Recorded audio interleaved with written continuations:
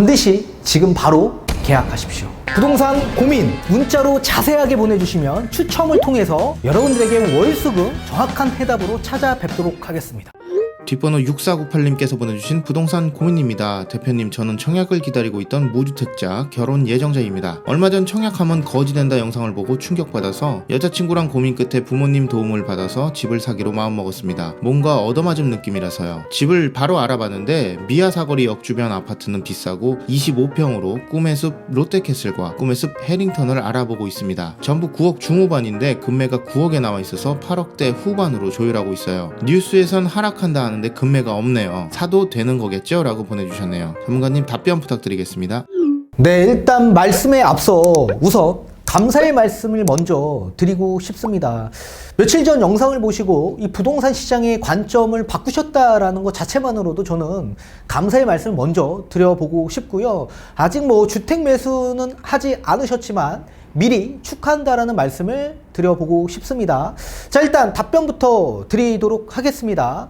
저는 지금 나와 있는 이 시장, 급매물이 나와 있는 마지막 시장이라고 말씀드리고 싶고, 지금의 이 시기를 놓치시면 앞으로 더 높은 금액의 호가 매물을 잡을 수밖에 없다. 우리 구독자님이 말씀 주신 것처럼 이제는 급매물이 계속적으로 소진되고 있고 급매물이 거의 없는 시기이기 때문에 반드시 지금 시기가 마지막 기회라고 생각하시고 매수에 임하셨으면 좋겠습니다.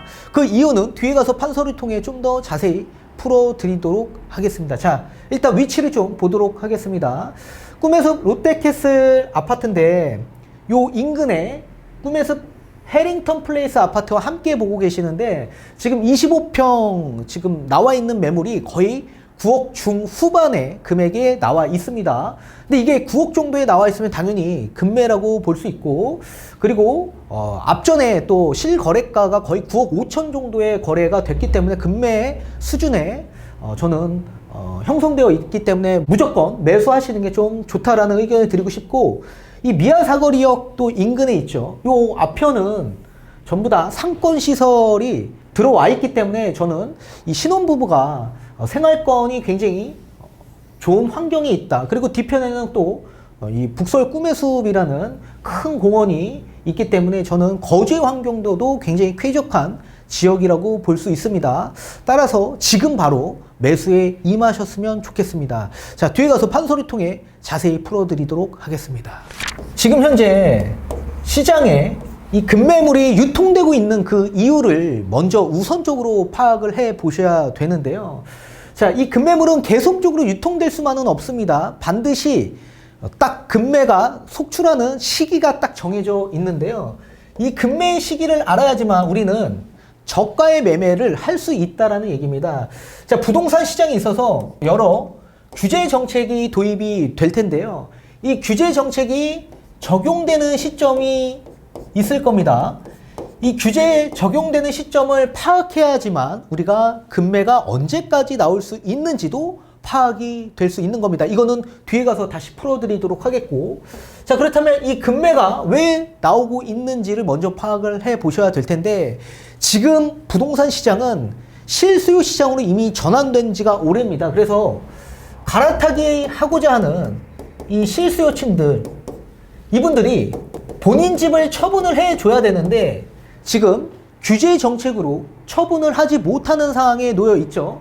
그리고 처분을 꼭 해야지 비과세를 받고 매도를 할 수밖에 없는 사람들이 있습니다.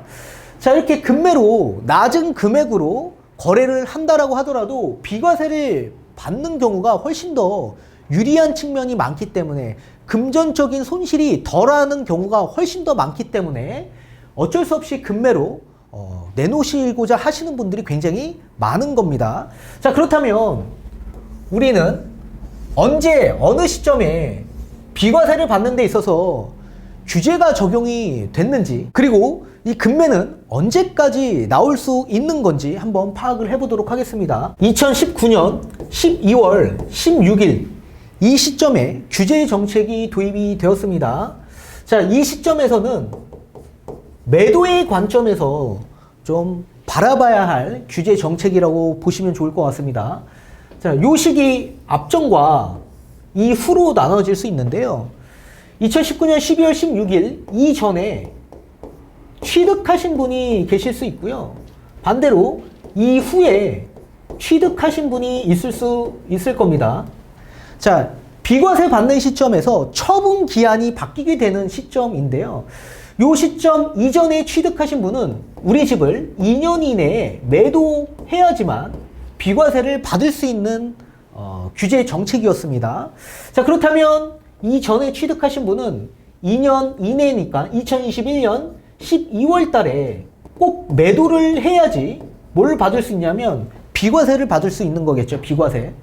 자, 그리고 두 번째, 2021년 10월 26일 날 가계대출 관리 방안 대책이 나오면서 급격하게 11월 달부터 거래량이 거의 뭐 한 1000여 건 정도의 역대 최저치의 거래량이 나오면서 금액도 이 급매물이 속출하면서 가격이 떨어지기 시작했습니다. 그죠? 자, 요 시점은 매수의 관점에서 바라보셔야 됩니다. 매수의 관점에서.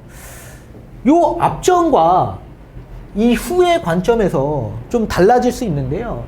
21년에 집값 상승률, 서울 아파트값 상승률이 거의 15% 이상 상승을 했던 시기입니다. 따라서 요 이전에 취득하신 분은 당연히 우리 집보다 더 상급 지역으로 갈아타기 하시고자 하시는 분들이 많았는데 상급지의 상승률이 훨씬 더 높게 올라가니까 당연히 미리 선매수 하시고자 하시는 분들이 많았던 시기입니다. 그리고 우리 집을 후 매도하시려고 하시는 분들이 많으셨다.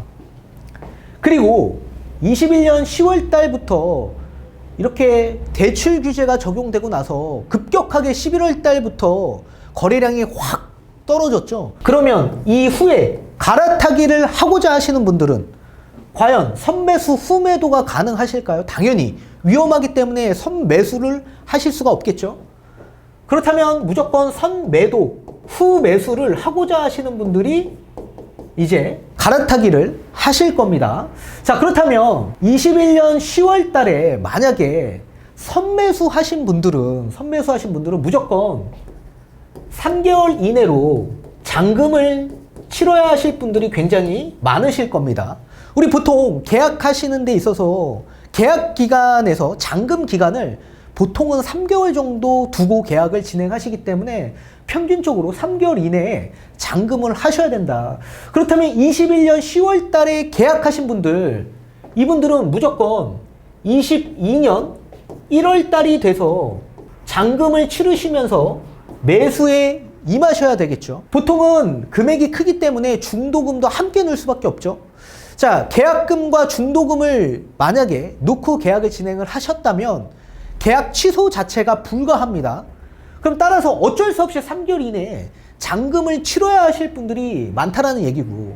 자, 그리고 만약에 이 이후에 선매도와 후매수를 생각하면서 갈아타기 하고자 하시는 분들은 급하신 분들이 없습니다. 일단 우리 집이 나가야지 내가 상급지 아파트를 갈아탈 수 있다라는 생각에 있기 때문에 무조건 본인이 원하는 금액을, 이 호가의 금액을 유지할 수밖에 없을 겁니다. 자, 그럼 한번 보도록 하겠습니다.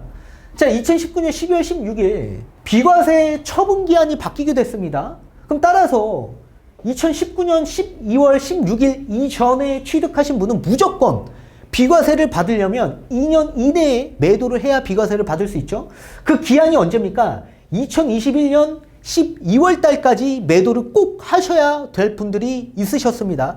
이 분들이 12월 달에 엄청 많이 나왔습니다. 11월, 12월. 따라서 그 시기에 급매물들이 엄청나게 속출을 했죠. 그리고 나서 거래량이 급격하게 줄어들면서 낮은 금액으로 계약이 되면서 상승률이 떨어지게 된 것처럼 보이게 된 거죠.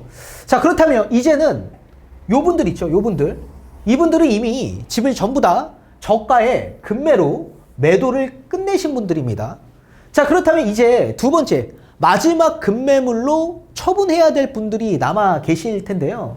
자, 이분들은 요분이실 겁니다. 요분. 자, 2019년 12월 16일 이후에 취득하신 분은 2년 이내 매도가 아니라 이제 1년 이내 매도를 하셔야 되고 전입해야 되는 요건이 바뀌게 됐습니다. 자, 그러면 2021년 10월 달 돼서 선매수 하신 분들 있죠. 이 선매수 하신 분들은 본인 집을 그냥 편안하게 1년 이내에만 매도를 하시면 돼요. 그리고 1년 이내에만 전입을 하시면 비과세를 받고 매도가 가능하시겠죠. 그래서 매도 기한은 여유가 굉장히 있습니다. 근데 다만 매도와 다르게 매수 기한은 딱 정해져 있습니다.